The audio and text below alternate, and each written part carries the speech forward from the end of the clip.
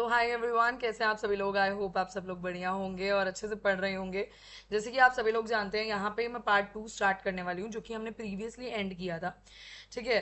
तो जिन लोगों ने टेलीग्राम चैनल, अगेन मैं कह रही हूँ, ज्वाइन नहीं किया, आप ज्वाइन कर सकते हो। टेलीग्राम का जो लिंक है, हमारे चैनल का जो लिंक है, वो डिस्क्रिप्शन में मिल जाएगा। वहाँ पे आपको ऑलरेडी पूरी पीडीएफ मिली हुई है, पूरी नोट्स मिला हुआ है। ठीक है। अगर बाई चांस कुछ पर्टिकुलर पोर्शन रह जाता है जो मैं नहीं समझा पाती, आप वो जाके देख सकते हैं। ठीक है। यूट्यूब चैनल, यहाँ पे आप मुझे सब्सक्राइब कर सकते हो और मुझे सपोर्ट कर सकते हो। ऐसी वीडियोस फिर आती रहेंगी और इसी तरीके से मैं आपके लिए कंटेंट लेके आती रहूंगी। राइट, ये रही मेरी जीमेल। जल्दी से करते हैं आज की पर्टिकुलर वीडियो को स्टार्ट। आज की नहीं, बेसिकली ये सेकंड पार्ट हो गया। हमने टॉडलर स्टेज पे छोड़ा था। तो टॉडलर स्टेज क्या होता है? टॉडलर स्टेज जो होगा ना, उसके अंदर तुम्हारी जो फिजिकल डेवलपमेंट होगी, मैंने अभी तुम्हें दिखाया है, सारे डेवलपमेंटल माइलस्टोन्स दिखाए हैं। मगर टॉडलर फॉर्म में जो होगा, टॉडलर स्टेज में तुम्हारी जो फिजिकल डेवलपमेंट होगी बहुत रैपिड और नोटिसेबल होगी। फाइन मोटर स्किल रिफाइंड हो जाएगी, ग्रास्पिंग ऑब्जेक्ट बहुत अच्छा हो जाएगा, क्रियॉन्स को पकड़ने लग जाएगा, स्क्रिबलिंग करने लग जाएगा, टॉयलेट की ट्रेनिंग देने लग जाएंगे हम लोग, सेल्फ फीडिंग खुद से खाना स्टार्ट कर देगा, फिजिकली इंडिपेंडेंसी आ जाएगी टॉडलर में। संज्ञानात्मक विकास की अगर मैं बात करती हूँ तो बहुत रैपिड ग्रोथ होती है, लैंग्वेज भी बहुत अच्छी तरीके से बढ़ती है। टोडलर जो होता है वो समझने लग जाता है कि मैंने कुछ किया है, उसी के कारण ये इफेक्ट हुआ है, कॉज एंड इफेक्ट समझने लग जाता है। इसी तरीके से वो सिनेरियोस को क्रिएट करने लग जाता है, इमेजिनिंग करने लग जाता है, कलर, शेप, साइज, ये सारी चीजें जो है वो समझने लग जाता है। इमोशनल डेवलपमेंट यानी कि तुम्हारा जो भावनात्मक विकास होता है वो भी बहुत ज़्यादा टॉडलर के अंदर बहुत अच्छा होता है। मूड स्विंग्स आने लग जाते हैं, टैंट्रम आने लग जाता है, फीलिंग्स आने लग जाती है, कहीं ना कहीं दूसरों को देख के कंसर्न की फीलिंग आने लग जाती है। किसी के पास कंफर्टेबल हो गया है, कहीं ना कहीं केयर टेकर के पास। ठीक है। और अपसेट वाली फीलिंग आने लग जाएगी, किसी से इमोशनली कनेक्ट हो गया है वो आ जाएगी, सेफ्टी और ट्रस्ट वाली फीलिंग आ जाएगी। मैं यहाँ पे सेफ हूँ, मैं अपनी मदर के पास सेफ हूँ, मुझे इस पर ट्रस्ट है। संज्ञान, ये सामाजिक विकास जो होता है, सामाजिक विकास भी बहुत जल्दी हो जाता है। बच्चा जो होता है वो डायरेक्टली इंटरेक्शन करता है। राइट, वो जो बिना बिना डायरेक्ट इंटरेक्शन के बिना भी वो कहीं ना कहीं अपने फ्रेंड्स वगैरह के साथ एंगेज हो जाता है खेलने में। नॉर्म्स, वो वाले गेम्स खेलता है जिसके अंदर रूल्स रेगुलेशंस होते हैं, जैसे कि लूडो हो गया, कैरम हो गया, चेस हो गया। चेस तो बहुत ज़्यादा वो हो जाएगा, ज़्यादा भी नहीं। ठीक है। बच्चा डेवलपमेंटल सोशल स्किल्स हम सिखा देते हैं, ग्रीट करना, कोऑपरेट करना, बच्चों के साथ खेलना, लड़ाई झगड़ा नहीं करना, दूसरों को प्यार जताना। ठीक है, ये सारी चीज़ें। लैंग्वेज में भाषा बहुत जल्दी विकास होता है उसका, वोकैबलरी नई नई आती है, लोगों के साथ बोलना चालना सीखता है, जेस्चर सीखता है, जो भी अपनी ज़रूरतें होती हैं, इच्छाएं होती है, वो दिखाता है, ये सारी चीज़ें। अर्ली चाइल्डहुड डेवलपमेंट में जो फिजिकल डेवलपमेंट होता है रैपिड होता है, मोर इंडिपेंडेंट हो जाता है, खुद से अपना खाना पीना कर लेता है, अपने आप को कपड़े वगैरह पहना लेगा। संज्ञानात्मक में अर्ली चाइल्डहुड जो होता है वो क्रिटिकल होता है। इसके अंदर जो संज्ञानात्मक विकास होता है वो बहुत ज़्यादा होता है, लॉजिकल रीजनिंग आ जाती है, प्रॉब्लम सॉल्विंग स्किल्स आ जाती है, लैंग्वेज बहुत जल्दी से बढ़ती है, numbers, letter, cause and effect relationship आ जाते हैं। इमोशनल एंड सोशल में देखा जाए तो अपने दोस्तों के साथ बहुत अच्छा रिलेशनशिप बनाना सीख जाता है। एम्पथी, लोगों को देख के दया भावना आने लग जाती है उसके मन में, वो सोशल नॉर्म, सोसाइटी मेरी क्या कहती है, वो सीखने लग जाता है। ठीक है। अटैचमेंट, बिल्डिंग ऑफ सेंसेस, ये सारी चीज़ें आने लग जाती है। लैंग्वेज, सिंटैक्स, ग्रामर, वोकैबलरी बढ़िया होने लग जाती है, एक्सप्रेसिव और हो जाता है। ठीक है। कॉम्प्लेक्स थॉट्स, मुश्किल से मुश्किल जो उसके विचार होते हैं वो भी वो अच्छी तरीके से एक्सप्रेस करने लग जाता है। मिडिल चाइल्डहुड डेवलपमेंट में क्या होता है, फिजिकल डेवलपमेंट क्या होती है उसकी बहुत बढ़िया हो जाती है, मोटर स्किल्स तो बहुत बढ़िया हो जाती है, रिफाइन हो जाती है बकायदा, अलग अलग स्पोर्ट्स में जाता है, अलग अलग परमानेंट टीथ डेवलप कर लेता है। कॉग्निटिव डेवलपमेंट यानी कि संज्ञानात्मक विकास में क्या होता है, संज्ञानात्मक विकास के अंदर क्या होता है, बच्चा critical thinking, problem solving, deeper understanding, ये सारी चीज़ें कर लेता है। आप ये सारी चीज़ें पढ़ेंगे इजीली समझ आ जाएगा। अलग अलग एज की अलग अलग उसने बताई है, जो कि मैंने आपको समझा ही दी है। ठीक है, ये सारी चीज़ें मैंने आपको समझाई है। 6 से 12 साल की उम्र में इमोशनल कैसा होगा, सोशल डेवलपमेंट क्या होगा, ये सारी चीज़ें आप एक बार ही देख सकते हैं। लैंग्वेज डेवलपमेंट कैसा होगा। मेन टाइप ऑफ लर्नर, अब देखो लर्नर भी ना कुछ प्रकार के होते हैं। पहला होता है काइनेस्थेटिक। काइनेस्थेटिक वो लर्नर होते हैं जो कि मूवमेंट से, फिजिकल एक्टिविटी से लर्न करते हैं, रियल लाइफ एक्टिविटीज से। ठीक है। कुछ एक्सपेरिमेंट कराओगे, हैंड्स ऑन टास्क कराओगे, बहुत इंपॉर्टेंट टॉपिक है ये। कुछ टाइप्स ऑफ लर्नर के बारे में पूछेगा, अच्छी तरीके से लिखना है। काइनेस्थेटिक लर्नर के अंदर क्या होगा, जो मूवमेंट, फिजिकल एक्टिविटी से लर्न करते हैं, जो कि हैंड्स ऑन लर्निंग से करते हैं, किसी रियल लाइफ एक्टिविटी में एंगेज करोगे तब लर्न करते हैं। करेक्टरिस्टिक्स क्या हो सकता है, स्पोर्ट्स से, डांस से, ड्रामा से लर्न करते हैं। बॉडी लैंग्वेज एक्सप्रेस करके अपना अपने आप को दिखाते हैं, बॉडी लैंग्वेज जेस्चर से। ठीक है। ये लोग जो होते हैं, दे में struggle while sitting still for the long period, ज़्यादा लंबे समय तक ये बैठ नहीं सकते। Kinaesthetic learner. स्ट्रैटेजीज क्या होती है, इनको रोल प्ले से लर्न करवाया जाता है, बिल्डिंग मॉडल से लर्न किया जाता है।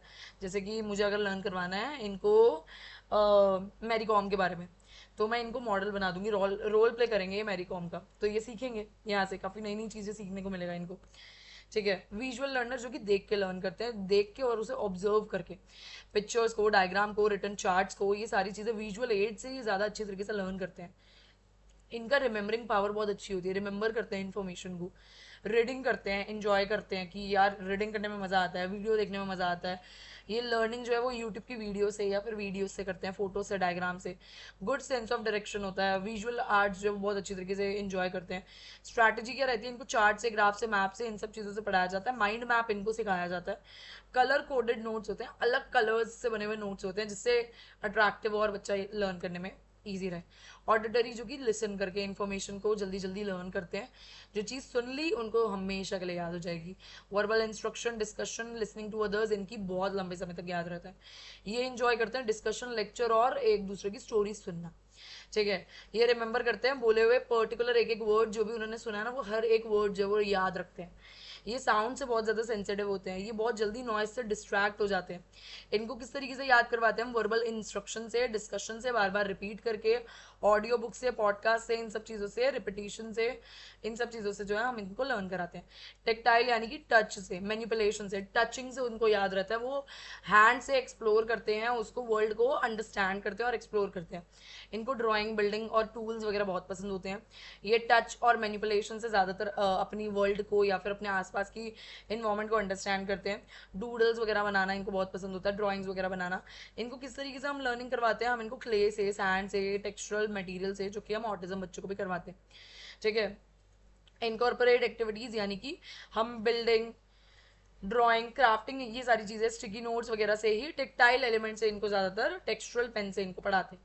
प्रिंट लर्नर होते हैं जो कि रीड और राइट से पढ़ते हैं, जो कि रिटन लैंग्वेज को देख के लर्न हो जाएगा, इनके दिमाग दिमाग में ना वो छप जाएगा प्रिंटेड, जो भी टेक्स्ट बुक होता है। अगर ये एक बार रीड कर लेते हैं टेक्स्ट बुक को, एक बार ये एस्से को लिख लेते हैं या नोट्स वगैरह देख लेते हैं, इनको लर्न हो जाता है। ये इंजॉय करते हैं बुक्स को पढ़ना, रिटर्न इंस्ट्रक्शंस को नोट बनाना बहुत पसंद है इनको, रिटर्न असाइनमेंट बनाना, वोकैबलरी इनकी बहुत स्ट्रांग होती है। ये राइटिंग, स्टोरीज लिखना इनको बहुत पसंद होता है। इनको पढ़ाते कैसे हम, इनको हम रीडिंग मटेरियल से पढ़ाते हैं, इनको एक्सटेंसिव रीडिंग करवाते हैं, बहुत ज़्यादा रीडिंग करवाते हैं। ठीक है। इनको नोट टेकिंग करवाते हैं, लेसन से नोट्स बनाते हैं ये पढ़ पढ़ के, असाइनमेंट बनाते हैं, वर्कशीट्स, टेक्स्ट बुक्स, ये सारी चीज़ों से हम पढ़ाते हैं। कुछ सोशल कल्चर फैक्टर्स जो कि लर्निंग को अफेक्ट करता है, कुछ ऐसे सामाजिक और आपका क्या होता है, हमारा सामाजिक और आपका सांस्कृतिक कारक जो होता है, वो आपका क्या करता है, हमारा अपनी लर्निंग को, अध्ययन को क्या करता है, सीखने को प्रभाव देता है। जैसे कि सोशो इकोनॉमिक स्टेटस, ऑब्वियसली बात है, अगर आपके पेरेंट्स पढ़े लिखे नहीं है या फिर अच्छे स्कूल में नहीं डाल पा रहे हैं, ठीक है, जो पेरेंट्स, सोशो इकोनॉमिक स्टेटस यानी कि अगर पढ़े लिखे की बात नहीं है, the thing is social economic का मतलब होता है कि बैकग्राउंड पुअर है, पॉवर्टी लाइन के नीचे आ रहे हो, बेटर स्कूल में नहीं भेज पाओगे, एजुकेशन रिसोर्सेज अच्छी नहीं मिल पाएगी, एक्स्ट्रा करिकुलम एक्टिविटी नहीं ज़्यादा मिल पाएगी। ठीक है। तो थोड़ी दिक्कत आती है। जो ज़्यादा अच्छी खासे मतलब जो बहुत हाईली वो करते हैं, पॉवर्टी लाइन से ऊपर होते हैं, अर्निंग अच्छी होती है, वो अपने बच्चों को अच्छे अच्छे स्कूल डालते हैं, जहाँ पे अलग अलग रिसोर्सेज मिलते हैं, जहाँ पे अलग अलग कम्युनिकेशन सोसाइटी मिलती है, जहाँ पे अच्छा स्कूल मिलता है, एक्स्ट्रा करिकुलम चीज़ें होती हैं। ठीक है। तो लोअर ऐसी बैकग्राउंड को बहुत सारी दिक्कतें आती हैं, उनको ज़्यादातर बुक्स, टेक्नोलॉजी, न्यूट्रिशन, फूड नहीं मिल पाता है, जिससे हमारी लर्निंग दिक्कत आती है। कल्चरल बैकग्राउंड यानी कि आपका कल्चर क्या है, आप किस वैल्यूज़ में पले बड़े हैं, आपका कम्युनिकेशन सिस्टम कैसा है, राइट, कैसे आप इंटरेक्ट करोगे क्लासरूम के अंदर, आप कभी कभार कल्चरल डिफरेंस जो होता है ना, वो भी मिसअंडरस्टैंडिंग करता है। ठीक है। तो स्ट्रैटेजीज क्या होती है, इनकॉर्पोरेटिंग मल्टीकल्चरल, हम क्या करते हैं, हम अलग अलग कल्चर्स के बच्चों को एक साथ बिठाते हैं, कोई क्रिश्चियन, हिंदू, मुस्लिम, सिख, ईसाई, सबको एक साथ बिठा के हम उन्हें पढ़ाते हैं, तो अलग अलग कल्चर के बारे में वो लोग सीखते हैं, रिस्पेक्ट करना सीखते हैं। लैंग्वेज भी ना आपकी लर्निंग को बहुत अफेक्ट करती है। सोचो कि मैं केरला से आके दिल्ली में बैठी हुई हूँ और मुझे तो मलयालम ही आती है, मुझे हिंदी नहीं आती, तो मैं तो सीख ही नहीं पाऊंगी जो वो मुझे सिखा रहे हैं, तो कभी कभी ये भी दिक्कत आती है। तो इंग्लिश लैंग्वेज लर्नर जो होगा या फिर स्टूडेंट जो कि डिफरेंट लैंग्वेज बोलता है, वो दिक्कत आएगा उसको बाकी सारी चीज़ें पढ़ने में। तो कैसे इसको कैसे हम कवर अप कर सकते हैं, कैसे पढ़ा सकते हैं? हम उनको बायलिंगुअल एजुकेशन दे सकते हैं, जो कि हम दे रहे हैं। हिंदी वाले बच्चे इंग्लिश कैसे पढ़ पाएंगे? तो यहाँ पे हम हिंदी भी दे रहे हैं और इंग्लिश भी दे रहे हैं, बायलिंगुअल एजुकेशन दे रहे हैं। विजुअल एड्स हम उन्हें देते हैं या फिर दिखाते हैं विजुअल एड से, तो वो विजुअल एड से समझ जाते हैं। ठीक है, अलग अलग चीज़ें हम प्रोवाइड करा देते हैं बेटर अंडरस्टैंडिंग करिकुलम की। फैमिली और पेरेंटल इन्वॉल्वमेंट भी बहुत इंपॉर्टेंट होता है, ये भी एक प्रभाव देता है कहीं ना कहीं लर्निंग को, कि पेरेंट जो है वो कितना चाइल्ड की एजुकेशन में इन्वॉल्व कर रहा है। अगर पेरेंट्स एंगेज है बच्चे की स्कूलिंग में, तो एक पॉजिटिव एटीट्यूड है, बच्चे की जो शिक्षा है और लर्निंग है वो और बढ़िया होगी। तो ये स्ट्रैटेजी क्या रहती है, हम पेरेंट्स को ज़्यादा से ज़्यादा इन्वॉल्व करके रखते हैं, बताते हैं कि आपको ऐसे पढ़ाना है, इस तरीके से ये एक्टिविटी है, ये सारी चीज़ें करवाइए। पीयर का इन्फ्लुएंस, बच्चे की लर्निंग जो है वो पीयर से ही होती है, उसके सहकर्मी प्रभाव डलता है।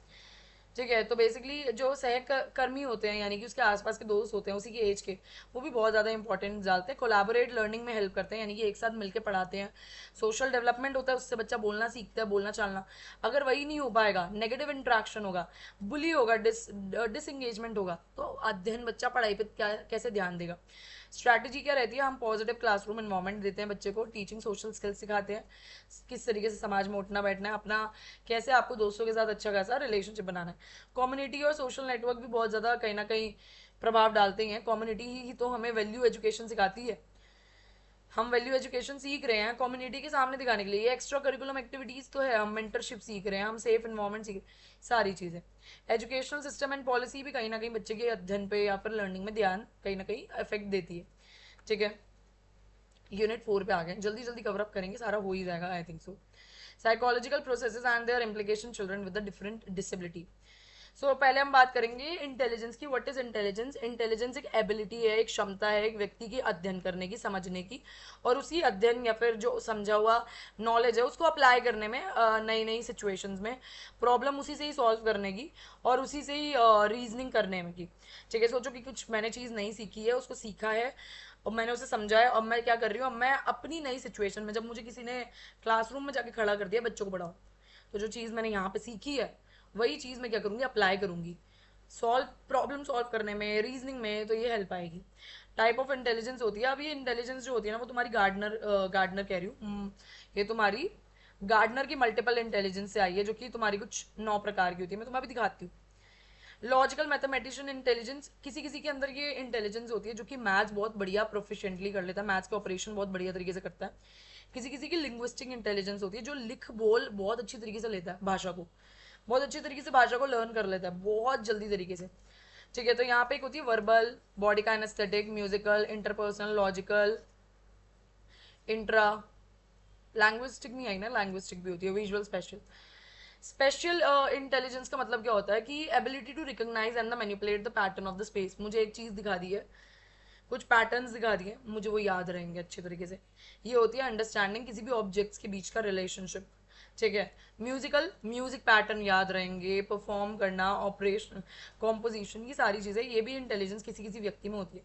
बॉडी काइनेस्थेटिक इंटेलिजेंस, यानी कि वो किस तरीके से फिजिकल स्किल है उसके पास और ऑब्जेक्ट्स को किस तरीके से मैनिपुलेट कर सकता है। यानी कि जब आपका कोई डॉक्टर होता है, ये सीटेट में भी आता है क्वेश्चन, बॉडी काइनेस्थेटिक इंटेलिजेंस किस में होता है? डॉक्टर में। डॉक्टर ऑपरेशन कर रहा होता है, वो उसे पता है कि किस तरीके से मुझे, मतलब उसके उसके जो फिजिकल स्किल्स होते हैं ना बहुत बढ़िया होते हैं। ठीक है, स्पेशल इंटेलिजेंस भी होती है, कहीं ना कहीं उसे पता होता है कि ये वाली नसें यहाँ से जा रही है, ये वाली नसें, मुझे ये वाला देखना है, ये देखना है। इंटरपर्सनल, यानी कि दूसरे लोगों को समझना, दूसरे लोगों से अच्छे से इंटरेक्ट करना। इंट्रापर्सनल, अपने आप को समझना, अपने बारे में नॉलेज गेन करना। नेचुरलिस्टिक या आ जाएगा तुम्हारा प्लांट्स, एनिमल्स, नेचर के बारे में एक्सप्लोर करना, वो तुम्हारा क्या हो जाएगा? Naturalistic intelligence. क्या क्या फैक्टर इंटेलिजेंस को अफेक्ट करते हैं भाई? इंटेलिजेंस जो है वो जेनेटिक फैक्टर से होगी, किसी का जीन्स बहुत अच्छा है, किसी का जीन्स बहुत पुअर है, ठीक है, तो वो उसका इंटेलिजेंस इतना अच्छा नहीं होगा। तो हेरिडिटी भी बहुत मैटर करती है, फैमिली की हिस्ट्री भी। फैमिली की हिस्ट्री अगर इंटेलिजेंस में बहुत बढ़िया है तो आपका पक्का कहीं ना कहीं इंटेलिजेंस बढ़िया होगा। इन्वायरमेंटल फैक्टर, आपको एजुकेशन कितनी अच्छी मिली है, क्वालिटी एजुकेशन मिली है कि नहीं मिली है। सोशो इकोनॉमिक स्टेटस, आपका इन्वायरमेंट, यानी कि आप कैसे घर में पले बड़े हैं, या फिर आप पॉवर्टी लाइन के नीचे आते हैं, या फिर आप बहुत एक हाइयर स्टेटस पे हैं, और जो हाईएस्ट स्टेटस वाला होगा उसको ज़्यादा अपॉर्चुनिटीज़ मिलेंगी, उसको अच्छे अच्छे इन्वायरमेंट्स देखने को मिलेंगे। न्यूट्रिशन ज़रूरी होता है। देखो न्यूट्रिशन, अगर पुअर न्यूट्रिशन है, प्रॉपर न्यूट्रिशन नहीं है, तो ब्रेन की डेवलपमेंट अच्छे से नहीं हो पाएगी, तो इंटेलिजेंस कहीं ना कहीं इफेक्ट होगा ही होगा। हेल्थ, फिजिकल हेल्थ अगर पुअर है, प्री नेटल और पोस्ट नेटल केयर अच्छे से नहीं दी गई है, तो वो कहीं ना कहीं संज्ञानात्मक विकास को तो प्रभाव देगी। कल्चरल फैक्टर यहाँ पे आ जाएगा। कल्चरल फैक्टर आपके पास आता है सांस्कृतिक कारक, यानी कि आपकी कल्चर वैल्यू कैसे है, आपके कल्चर ने आपको क्या सिखाया, आपको क्या प्रियोरिटाइज करना सिखाया, आपके सामने सारी क्या चीज़ें बताई हैं कि क्या चीज़ बड़ी होती है, क्या आपके आपको किस चीज़ को वैल्यू करना चाहिए। लैंग्वेज, एक लैंग्वेज जो होता है वो भी कहीं ना कहीं आपके संज्ञानात्मक प्रोसेस को या फिर फैक्टर्स को कहीं ना कहीं अफेक्ट करता है, इंटेलिजेंस को। साइकोलॉजिकल, यानी कि आप अगर बहुत ज़्यादा मोटिवेटेड है, आपकी पढ़ाई उतनी बढ़िया होगी, इंटेलेक्चुअल परफॉर्मेंस बढ़िया होगा। बहुत डीमोटिवेटेड है, मैं तो कुछ कर नहीं सकता, मुझे बिल्कुल नहीं पसंद, मैं बहुत लेजी हूँ, that would be somewhere psychological. Brain से होती है डेवलपमेंट, ब्रेन से कहीं ना कहीं आप बोल सकते हैं। पर्सनैलिटी ट्रेट, अगर आप क्यूरियोसिटी वाली पर्सनैलिटी है, आपकी आपकी ओपननेस पर्सनैलिटी है, परसिवनेस, आप लोगों से सीखना पसंद करते हैं, तो वो जो है कहीं ना कहीं आपकी कॉग्निटिव डेवलपमेंट को अफेक्ट देगा।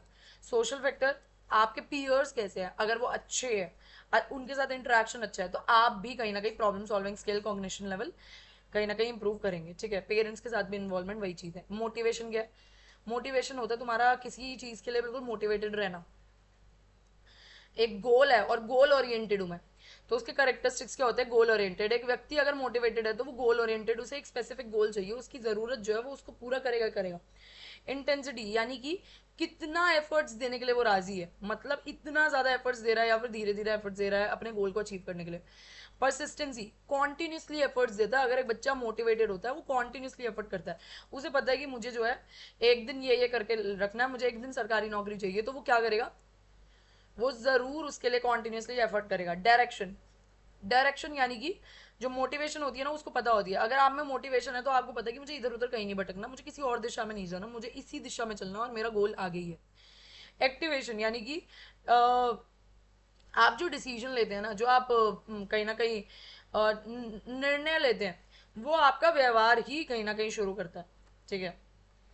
टाइप ऑफ क्या होता है? इंटरेस्टिक, यानी कि आपका एक जो कि इंटरनल रिवॉर्ड होता है, आपको पर्सनल सेटिस्फेक्शन मिलता है। आपको कोई आके नहीं बोलेगा कि पढ़ ले पढ़ ले पढ़ ले, जो आके सामने से बोल रहा है कि प्लीज पढ़ ले, या फिर घर के लिए तुझे ये सब करना है, ये वो करके, that would B एक्सट्रिस्टिव, right.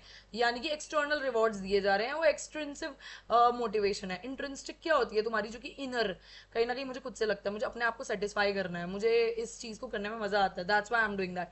So somewhere extrinsic क्या हो जाएगा तुम्हारा? एक्सटर्नल रिवॉर्ड, कोई पैसा दे रहा है, कोई ये, ठीक है, ये सारी चीजें। अब जो गवर्नमेंट जॉब है वो भी तो एक एक्सट्रिंसिव मोटिवेशन है। ठीक है। अब कुछ चीजें होती हैं अपने आप को सेटिस्फेक्शन देने वाली, वो होती है इंट्रिंसिक। मोटिवेशन की साइकिल किस तरीके से चलती है, बहुत इंपॉर्टेंट है। नीड आइडेंटिफिकेशन, सबसे पहले एक व्यक्ति जो है वो अपनी नीड, अपनी जरूरत देखता है। भाई मुझे भूख लगी है, एक भूख का एग्जाम्पल लेके चलते हैं, सारी चीज समझ आ जाएगी, पूरी प्रक्रिया समझ आ जाएगी। वो अपना देखता है कहाँ उसको कमी है, कहाँ उसकी नीड है, कहाँ जरूरत है। शायद वो प्यासा है, भूखा है, या फिर उसको कोई चीज प्राप्त करनी है, जीतनी है। भूखा लेके चलते हैं, वो देखेगा कि मेरी नीड क्या है, मेरी जरूरत क्या है, मैं बहुत भूखा हूँ, ठीक है। ड्राइव करेगा, एन इंटरनल ड्राइव और द स्ट्रेट और the अप्रोजल is generated to satisfy the need. The drive created a sense of the urgency, discomfort, punishing the individual to take the action. अब वो हंगर जो होगा ना वो मुझे सताता रहेगा, मैं बैठी रहूंगी, मेरे पेट में गुड़गुड़ हो रही है बार बार, और मुझे लग रहा है जल्दी से जल्दी मुझे कुछ ना कुछ खाना है। ये ड्राइव उठेगी मेरे अंदर से ना, एक इच्छा उठेगी चलाना, ठीक है। तो ये मेरे मन में ना कहीं आता रहेगा, यार जल्दी कुछ तो करना है। मैं अपने आप को ही कोसने लग जाऊंगी कि मैं कुछ नहीं कर पा रही हूँ अपनी भूख को मिटाने के लिए। एक गोल ओरिएंटेड बिहेवियर हो जाएगा। अब मेरे सामने ना गोल बन जाएगा, भाई मुझे खाना खाना है, मैं भूखी हूँ, इसके लिए मुझे कुछ तो करना पड़ेगा। ठीक है। तो इंडिविजुअल जो होता है वो एक बिहेवियर बना लेता है, एक बिहेवियर में एंगेज हो जाता है अपनी नीड को, अपनी ज़रूरत को पूरा करने में। प्लानिंग बनाता है, स्पेसिफिक एक्शन लेता है, फिर वो गोल को अचीव कर लेता है। गोल को अचीव कैसे करता है? ठीक है, मतलब गोल ओरिएंटेड उसका बिहेवियर होता है, बिहेवियर को पूरा करता है और उसको गोल अचीवमेंट हो जाता है। This lead to the reduction in the drive. अब जो मुझे भूख लग रही थी, मैं बहुत अपने आप से फ्रस्ट्रेटेड थी, परेशान थी, ठीक है, मैं वो थोड़ा कम हो जाएगा, वो वाला ड्राइव कम हो जाएगा, क्योंकि मुझे प्राप्ति मिल गई है, मैं अब खाना खा रही हूँ, मुझे रिलीफ मिलेगा, प्लेजर मिलेगा। अब वहां से क्या होगा? ड्राइव जो है वो रिड्यूस हो जाएगी। ठीक है। हंगर मोटिवेशन, वही जो मैंने अभी आपको समझाया, हंगर मोटिवेशन, नीड आइडेंटिफाई कि मुझे जो है वो खाना चाहिए, ड्राइव उठेगा कि यार हंगर ड्राइव उठेगी, बहुत ज्यादा इच्छा उठेगी खाने को देख के कि मुझे भूख लग रही है, गोल ओरिएंटेड। अब इंडिविजुअल जो है वो खाने को, कुक को या फिर बाय या मील वो कुछ उठेगा, है ना, यही तो हम करते हैं। ठीक है, जब तक हमें भूख नहीं लग रही होती हम पड़े हुए हैं, भूख लगेगी जो हमारा एक ड्राइव उठेगा कि हमें जो है कहीं ना कहीं भूख लग रही है, तो ये ड्राइव है, राइट। और इसी तरीके से जो व्यक्ति है गोल ओरिएंटेड बिहेवियर करेगा, वो उठेगा और अब वो कुछ खरीदने जाएगा, खरीद लिया, उसके बाद उसने खाना खा लिया, उसकी जो भूख है वो मिट जाएगी और उसको अब सेटिस्फाइड हो जाएगा। बट अब अगली भूख जब लगेगी अगले मील के लिए, तब वही साइकिल फिर से चलेगी। तो मास्लो ने एक हायरार्की बनाई है पूरी की पूरी नीड की, बहुत इंपॉर्टेंट है ये मास्लो की हायरार्की। ये मास्लो भाई हैं और ये बताते हैं, ये जो है वो एक साइकोलॉजिस्ट थे, ये पॉजिटिव ह्यूमन क्वालिटीज पे इन्होंने वर्क किया है, ये सारी चीजें उन्होंने बताई हैं। मोटिवेशन और पर्सनालिटी पे इन्होंने बुक भी लिखी है। सबसे पहले ये कहते हैं फिजियोलॉजिकल नीड होती है एक व्यक्ति की, जो होती है फिजियोलॉजिकल नीड होती है, वाटर, फूड, स्लीप, ये बिल्कुल बेसिक नीड है, हर एक व्यक्ति को चाहिए।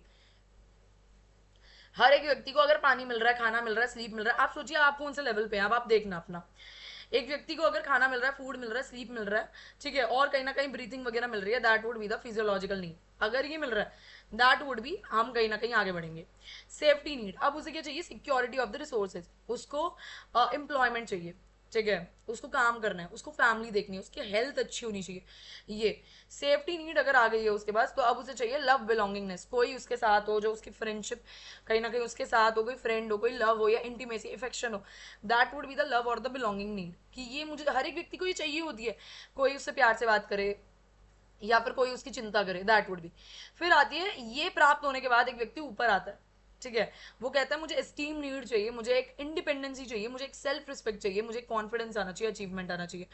ये प्राप्त होने के बाद एक व्यक्ति जो है वो सेल्फ एक्चुअलाइजेशन, मॉरलिटी में चला जाता है, प्रॉब्लम सॉल्विंग स्किल्स आ जाती है, क्रिएटिव हो जाता है, और वो अपने आप को सेल्फ एक्सेप्ट कर लेता है कि हाँ भाई ये जो है मैं हूँ, ठीक है, दैट्स ऑल। सेल्फ एक्चुअलाइजेशन एक पर्सन मोटिवेशन होता है जिसमें वो अपनी फुल पोटेंशियल तक चला जाता है, वो बिल्कुल खत्म, अब इससे ज्यादा आगे क्या ही बढ़ूंगा मैं, मुझे सारी चीजें मिल गई, मुझे लव बिलोंगिंग मिल गया, सेफ्टी मिल गया, एस्टीम मिल गया, फिजियोलॉजिकल मिल गया, सारी चीजें, ठीक है। यूनिट 5 देखते हैं, क्लासरूम मैनेजमेंट। बिहेवियर क्या होता है, ये तुम्हारी लास्ट है आई थिंक सो। बिहेवियर जो होता है तुम्हारा, एक एक्शन होता है, एक रिएक्शन होता है, एक मैनरिज्म होता है, एक व्यक्ति अपना दिखाता है, कोई भी उसके सामने स्टिमुलस आता है वही रिस्पॉन्स में अपना बिहेवियर दिखाता है, ठीक है। अगर एक व्यक्ति थप्पड़ मारेगा, मैं अगर दो लोग खड़े हैं, दो चार लोग खड़े हैं और इनमें से इन लोगों को सबको एक एक थप्पड़ लगा दिया, कोई जो है वो शांत हो जाएगा, कोई चुप हो जाएगा, कोई रोने लग जाएगा, कोई सामने से सुना देगा, कोई सामने से चांटा मार देगा, हर किसी का अलग अलग व्यवहार है, बिहेवियर है।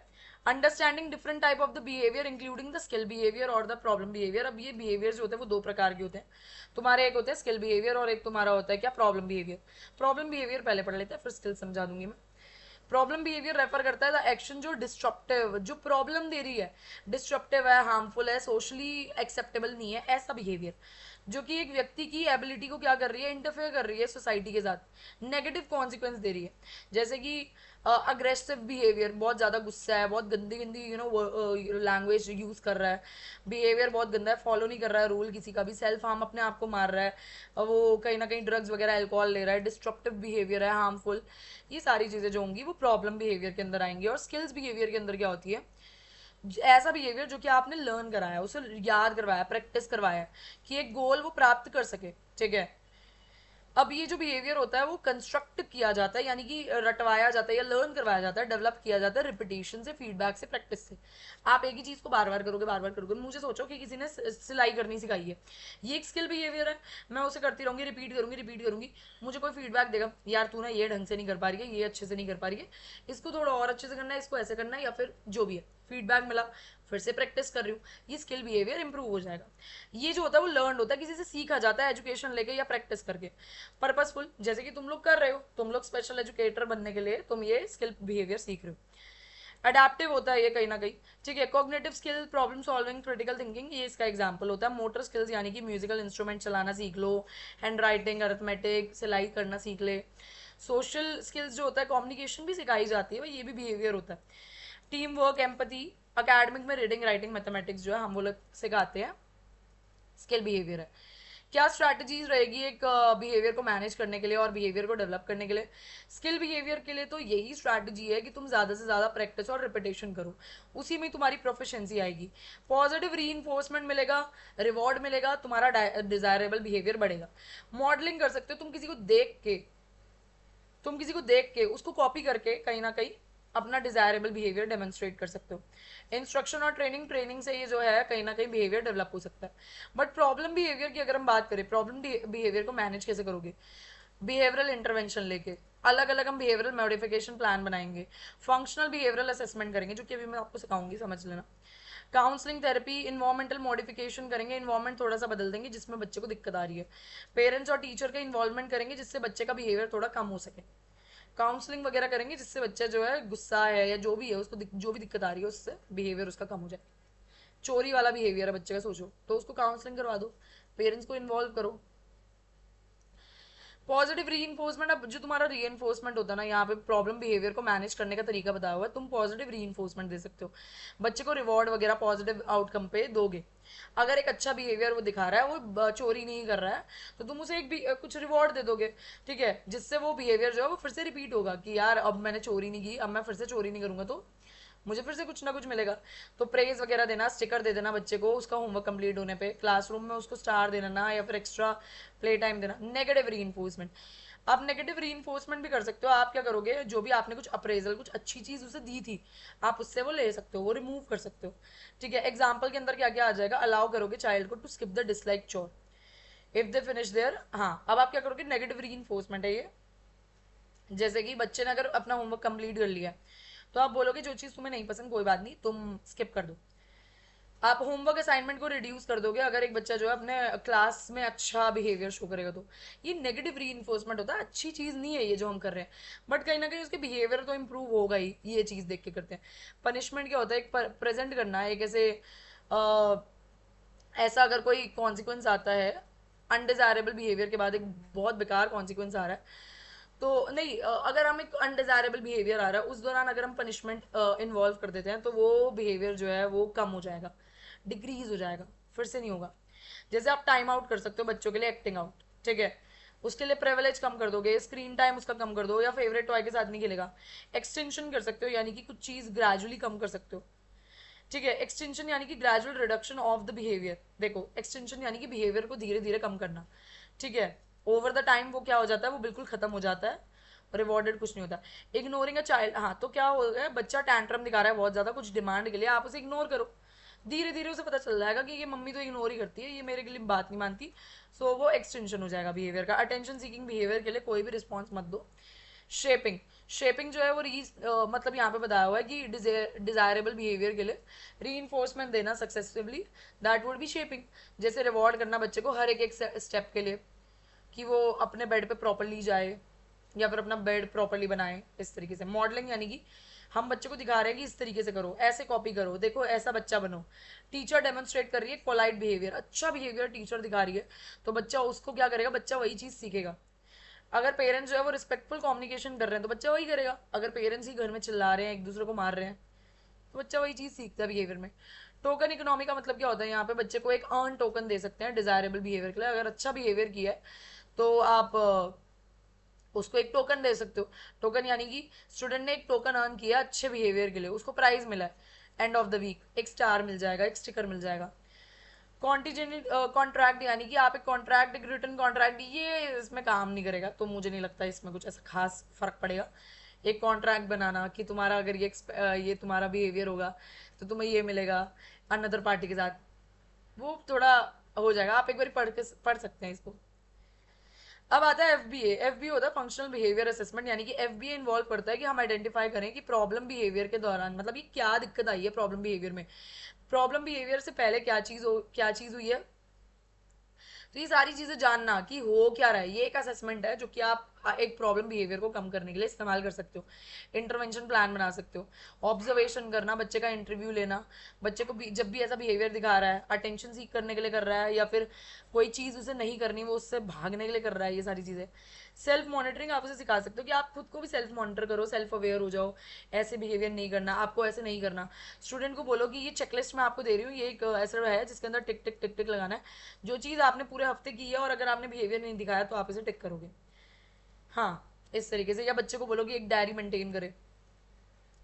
सो बिहेवियर के अंदर ना ये आती है एंटीसीडेंट। एंटीसीडेंट होती है यानी कि व्हाट इवेंट और the action occur immediately before the behaviour. Behaviour से पहले ऐसा क्या एक्शन हुआ था जो ये बिहेवियर ऐसा रिप्रेजेंट कर रहा है। बिहेवियर यानी कि वही चीज जो वो कर रहा है, अपना सर मार रहा है दीवार पे, अपने आप को काट रहा है, बच्चों को मार रहा है, या फिर रो रहा है या गाली दे रहा है या कुछ भी है। कॉन्सिक्वेंसेज यानी कि उसके बाद क्या हुआ। मे बी वो जब रो रहा था तब पेरेंट्स ने कहा चल चल कोई बात नहीं मैं तेरे को टॉय दे देता हूँ, ठीक है। अगर ये एक दूसरे से क्या कर रहा था, क्लास में शैतानियां कर रहा था, एक दूसरे को मार रहा था, टीचर ने बाहर भेज दिया, चुप हो गया, वो बिहेवियर नहीं हुआ। मे बी ये इसीलिए कर रहा था, ये क्लास में पढ़ना नहीं चाहता था, बच्चों को परेशान कर रहा था और बाहर ही जाना चाहता था। That would be the thing. जैसे कि एक एग्जाम्पल लेके देखते हैं, you ask your child to clean his room, ठीक है, he cleans his room, he get अच्छा। तो एक बिहेवियर है, ये बिहेवियर ये है कि वो बच्चा जो है वो क्लीन कर लेता है रूम को, ये अच्छा व्यवहार है उसका। तो इससे पहले क्या हुआ, आपने उससे कहा कि आपको रूम को क्लीन करना है। इसके बाद क्या होगा, कॉन्सिक्वेंस क्या हुआ, आपने इसके बाद क्या किया, आपने इसको $5 दे दिया या फिर वर्बल प्रेज दे दिया, आपने बोला वेरी गुड वेरी गुड। सो कहीं ना कहीं बच्चे को यही चीज चाहिए थी, इसलिए उसने ये बिहेवियर दिखाया है, उसने इसलिए अपना घर साफ किया। तो यहाँ हमारा होता है पार्ट 2 भी कंप्लीट। सारी चीजें कवर अप कर लिया हमने, जितनी भी थी यूनिट 5 तक हमने सारा खत्म कर लिया। मोस्ट इंपॉर्टेंट चीजें सारी प्रीवियस ईयर क्वेश्चन पेपर से उठाए हुए टॉपिक है मेन मेन। पूरी वीडियो अच्छे से देखना, कुछ एक डेढ़ घंटे की बैठेगी, सारी की सारी देख लेना, अच्छी तरीके से देखना। और इससे ज़्यादा मुझे नहीं लगता कहीं पे भी आएगा, खुद से बना के अच्छी तरीके से कर लेना, ठीक है। और सारा बताया हुआ है मैंने कि किस तरीके से आपको अपना एग्जाम पेपर लिखना है जिससे आपको और अच्छे से मार्क्स मिल सकते हैं। अगर आपको कुछ नहीं भी आ रहा है, कुछ समझ नहीं आ रहा है, कुछ क्वेश्चन नहीं आ रहा है, तो आपको किस तरीके से अपना पेपर लिखना है वो भी मैंने वीडियो सारी दिखा रखी है, आप वीडियो जाके देख सकते हैं। तो मिलते हैं आपसे नेक्स्ट क्लास में, तब तक के लिए bye bye, have a nice day. और ज़रूर आप सब्सक्राइब कर दें चैनल को। अलॉन्ग विद दैट आप मेरी वीडियो अगर पसंद आई है वीडियो को लाइक कर दो, अपने दोस्तों के साथ सब्सक्राइब शेयर करना बिल्कुल मत भूलना, राइट।